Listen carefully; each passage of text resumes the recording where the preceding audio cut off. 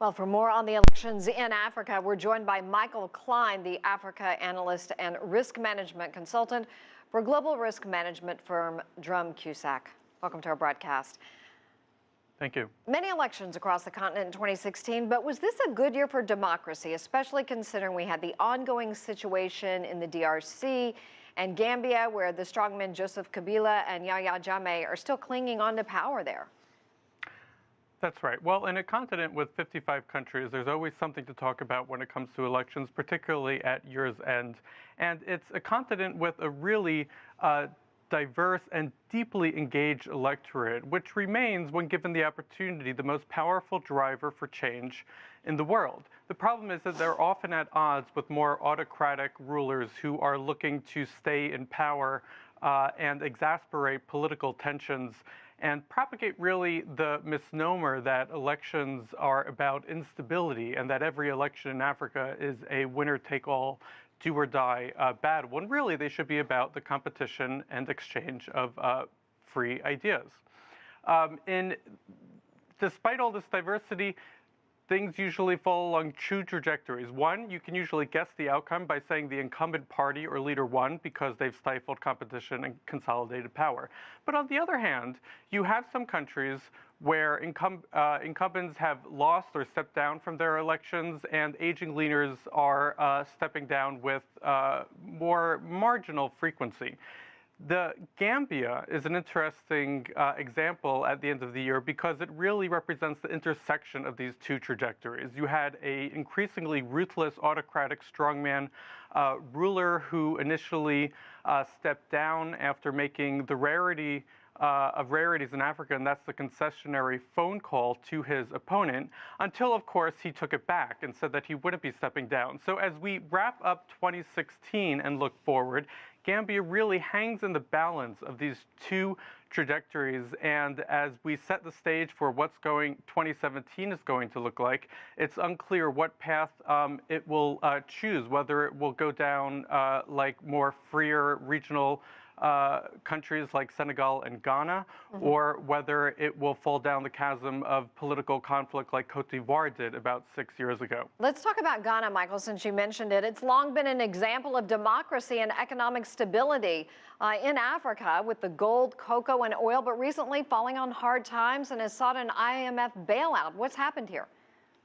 Right, Ghana represents the other side in terms of a more stable middle-income country, but also the other side of that trajectory, in that an incumbent president who has conceded to his challenger. It's a more positive note to end politically on the year, despite its economic uncertainty and slump.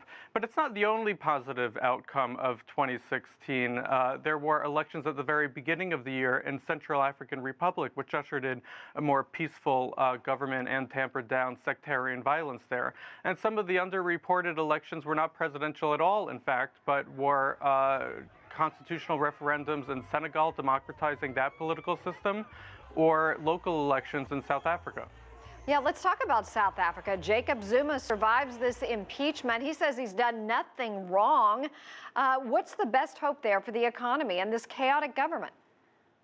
Right, South Africa still sees itself as the leader of the region, and despite economic slump and political chaos, if you will, its civil society and institutions have still been able to stand up to an increasingly autocratic or chaotic government. And that really, we saw that in August when local elections saw the ANC, African National Congress, lose most of the major cities in South Africa to a series of opposition coalitions, which are now positioning themselves to show up the ANC in general elections down the line, which could see Africa's most iconic liberation movement be voted out of power. But people there are clearly still unhappy with him, Michael.